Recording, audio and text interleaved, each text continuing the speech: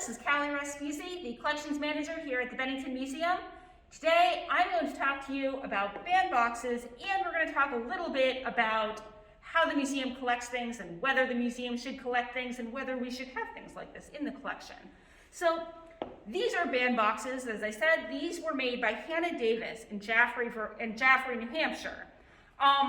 They're really, really cool. So Hannah Davis was orphaned at a rather young age, and in the early 1800s, it was very hard for young people to support themselves, and for a woman to find a way to support herself, next to impossible. But Hannah Davis was a remarkable person.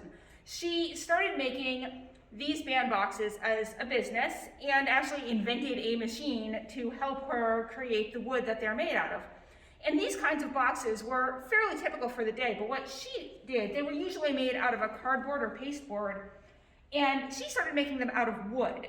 And if you come a little bit closer, you can sort of see the wallpapers coming off of this one, and you can see the wood underneath.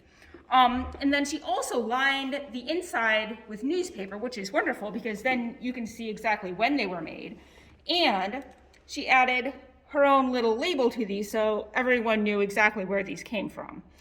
And she would market these throughout New Hampshire to the mills and down to Massachusetts, and would market these to the mill girls there. So when they were going home to visit their families, they needed something big like this for all of their clothing and things they were bringing back and forth. They sort of function like a suitcase.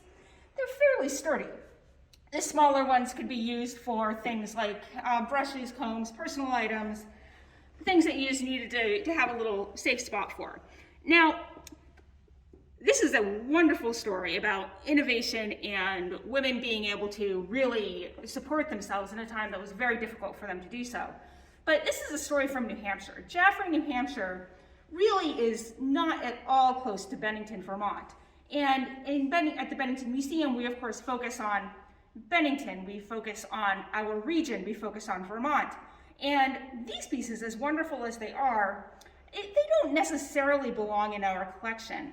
And one of the things that we've been thinking of lately as a staff and on the board level is, what do we collect and why do we collect it? So as wonderful as these are, and these are currently on view, they're as a part of Jay Blackwell's installation, looking at bags and how we carry things.